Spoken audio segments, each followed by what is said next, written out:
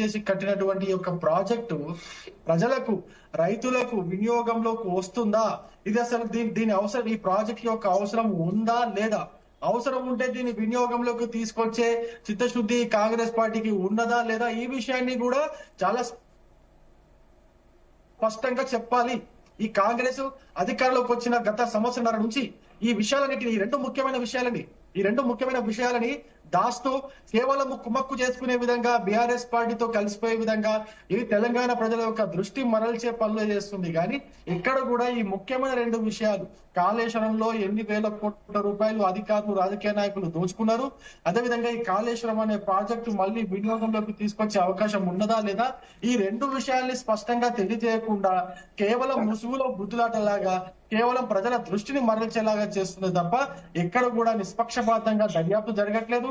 ఎక్కడ కూడా చిత్తశుద్ధితో ఇందులో జరిగినటువంటి అక్రమాలు. నేను ఇంకొక విషయం కూడా చెప్తా. నేను కాంగ్రెస్ పార్టీకి ఇంకొక విషయం కూడా నేను డిమాండ్ చేస్తున్నా. అయ్యా, కాళేశ్వరం ప్రాజెక్ట్ లో ఏదైతే విద్యుత్ కు సంబంధించిన మోటార్లు తీసుకొని వచ్చినారు, ఆ మోటార్లన్నీ కూడా భద్రంగా ఉన్నాయా? ఆ మోటార్లకే కొన్ని వేల కోట్ల రూపాయలు ఖర్చు చేసినారు. ఆ మోటార్లు లేకపోతే ఈ ప్రాజెక్ట్ ఉండి కూడా లాభం లేదు, ఎత్తిపోతలు వేయలేము. మరి ఆ మోటార్లు అన్ని కూడా భద్రంగా ఉన్నాయా? మరి వరదలు వచ్చినాయి, వరదల్లో మోటార్లు ఇంత ముందే మునిగిపోయినట్టు మనం గత సంవత్సరం, అంత ముందు సంవత్సరం మనం చూసినాం. ఈ మోటార్లు అన్ని కూడా ఉన్నాయా? వీటిని కూడా కాంగ్రెస్ పార్టీ వాళ్ళు స్క్రాప్ లో అమ్ముకొని సొమ్ము చేసుకున్నారా అనేది మనకు తేలాల్సిన అవసరం ఉన్నది. అంతేకాదు, ఈ కాళేశ్వరం ప్రాజెక్ట్ లో ఇంతవరకు పనిచేసినటువంటి అధికారులు ఎవరైతే ఉన్నారో ఈ అధికారులందరి పైన మీరు ఎటువంటి చర్యలు తీసుకున్నారు?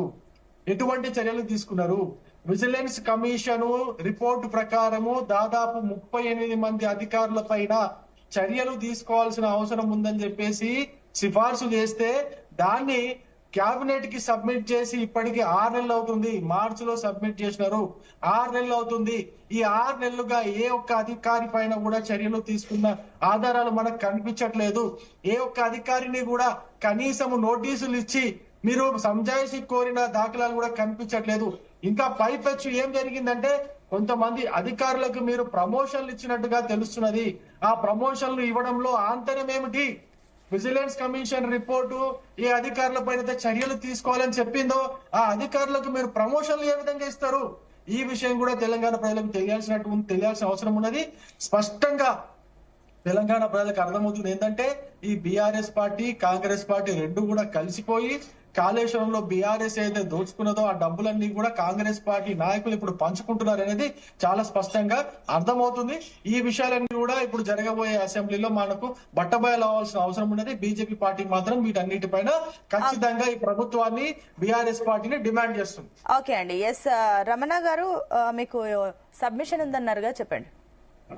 ఇప్పుడు రవికుమార్ గారు అన్నట్టు బీజేపీ కూడా చాలా అంటే మెతక వైఖరి వివరిస్తుంది. దీనిలో సిబిఐ ఎంక్వైరీ చేయించాలి, కేంద్ర ప్రభుత్వం బదనాం అయినా పర్వాలేదు, సిబిఐ ఎంక్వైరీ చేయించాలి.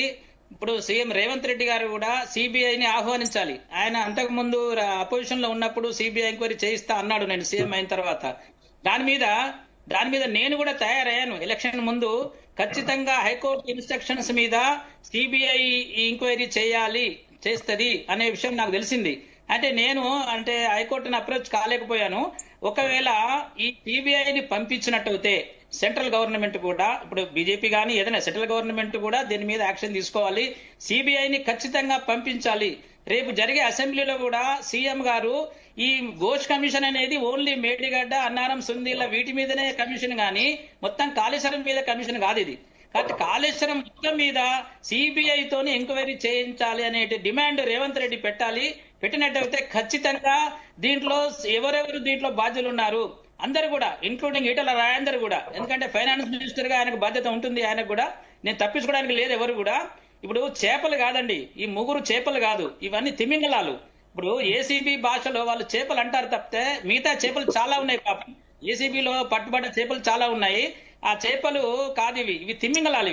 ఈ తిమింగలాలు మూడు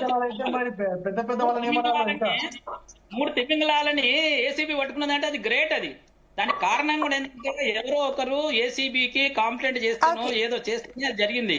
అది ఏసీబీ ఓన్ గా చేసింది కాదు. అది ఏసీబీ తను స్వయంగా, ఇప్పుడు ఎవరైతే విజిలెన్స్ కేసులు ఉన్నారో వాళ్ళందరినీ కూడా ఏసీబీ కేసులు చేయాలి. వాళ్ళ ప్రాపర్టీస్ అన్ని కూడా సీజ్ చేసుకోవాలి. అప్పుడు దీని యొక్క గ్రావిటీ పెరుగుతుంది. సిబిఐ ఎంక్వైరీ ఖచ్చితంగా జరగాలి.